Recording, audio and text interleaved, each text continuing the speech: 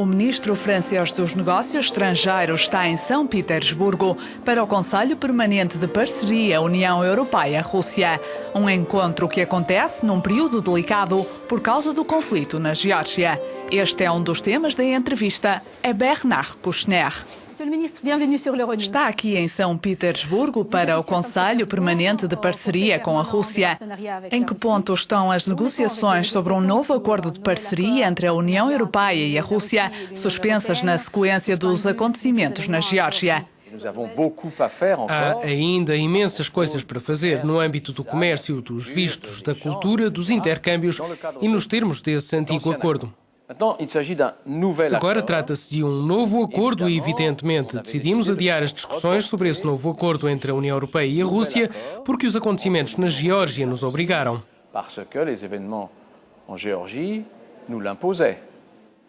Apesar de tudo, há progressos?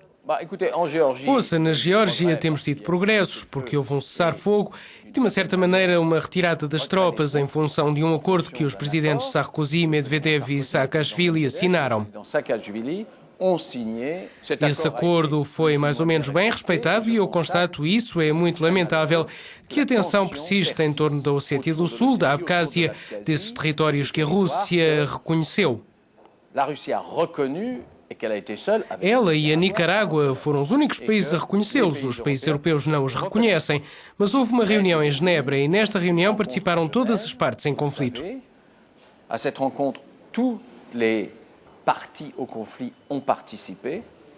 Considera então que a reunião em Genebra não foi um fracasso? Sabe, é fácil considerá-lo um fracasso, sobretudo quando não se faz nada. E o único que faz alguma coisa é a União Europeia, evidentemente a Rússia e a Geórgia, que participaram. Sim, podemos dizer que é um semi-sucesso, ou podemos dizer, quando somos pessimistas, que é um semi-fracasso. Eu prefiro um semi-sucesso. O lado russo acusa frequentemente o Ocidente de uma política de dois pesos e de duas medidas na abordagem do conflito do Kosovo e do conflito na Geórgia.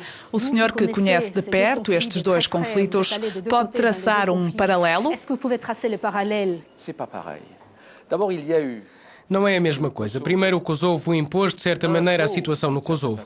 Os sérvios e os kosovares juntos impuseram à comunidade internacional a tomada de decisões. Demorou anos. Durante esses anos houve negociações, um grupo de contacto durante quase 2 anos. Em seguida, uma conferência em Rambouillet. Depois, realmente, as decisões das Nações Unidas e as resoluções. E em seguida, houve também mais de 2 anos de negociações nas quais os dois protagonistas não quiseram conversar. Portanto, não é de todo a mesma coisa. Houve realmente um grande esforço para se chegar a uma decisão política que fosse traçada pelos protagonistas do Kosovo. Esse não é o caso da Geórgia. Mesmo se em 1992 já tinha havido rebeliões e pessoas que foram expulsas das suas casas e pessoas deslocadas, acho que a brutalidade e a instantaneidade do combate surpreendeu todas as opiniões públicas. Mas, na verdade, nós devemos falar com os nossos amigos russos, devemos falar também com os georgianos, devemos ajudar os georgianos a saírem deste caso, devemos ajudar os nossos amigos russos a estabelecerem a paz com os georgianos.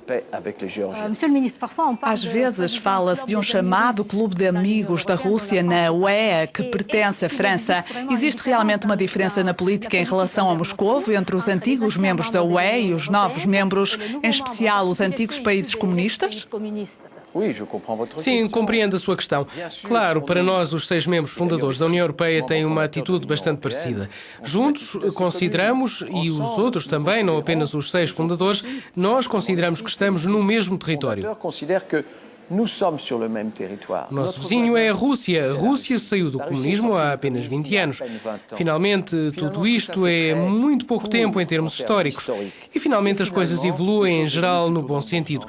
Nós devemos entender-nos com a Rússia. Não há uma solução militar para tudo isso, mas uma solução fraternal de desenvolvimento e, sobretudo, uma solução comum para a crise atual que atinge a Rússia, como atinge o Ocidente em geral, não é?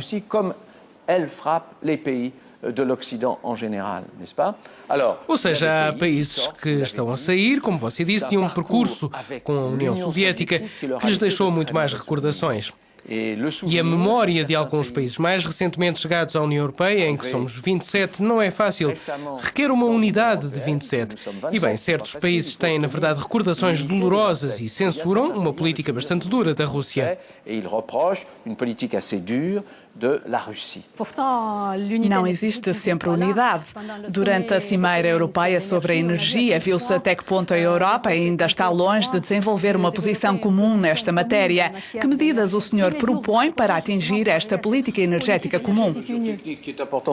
Não são as medidas técnicas que são necessárias, é o acordo com os outros 26 países. E os 27 não estão longe de um acordo.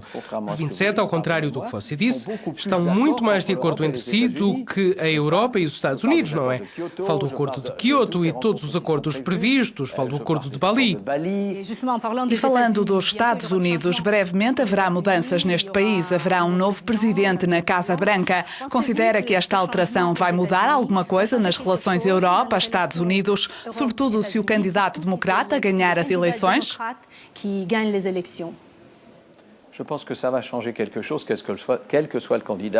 Penso que vai mudar alguma coisa, seja qual for o candidato vencedor. Digamos que a supremacia mundial dos Estados Unidos, mesmo se eles continuam a ser um país extremamente forte, vão sem dúvida estar na vanguarda. Acredito que isso vai mudar, que vai haver um reequilíbrio a encontrar, uma nova maneira de refletir sobre o mundo com a Europa, a Ásia, o resto do planeta e, claro, os Estados Unidos.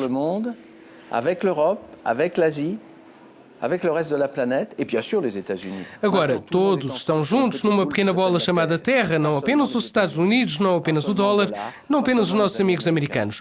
E ao dizer isto, não os estou a criticar, acho que é a mudança que se impõe. O senhor está muito na política. Na sua opinião, o mundo de hoje é mais ou menos perigoso do que antes? Alguns falam do regresso da Guerra Fria sob uma nova forma. O que pensa sobre isto? Não acredito. Na verdade, antes havia muito mais guerras do que hoje. Havia muito mais vítimas. Para resolver os problemas económicos do planeta, temos que fazer o necessário para o desenvolvimento. Enquanto conversamos, enquanto enfrentamos o problema da Geórgia e a crise económica e muitas outras coisas, há 250 milhões de pessoas, mais cerca de 1.000 milhões, que se levantam pela manhã sem saber se vão comer à noite. Não se deve esquecer isso, é muito importante. O problema dos ricos e dos acionistas não é insignificante. Claro que não, não digo isso, mas não é o essencial. Obrigada pela entrevista. Espero não ter sido demasiado pessimista, estou cheio de esperança. Fazia falta passar por isto. É o momento de renascer sobre esta crise, perdoa-me a expressão, de se servir da crise, de utilizá-la de uma forma positiva. Merci beaucoup. Merci.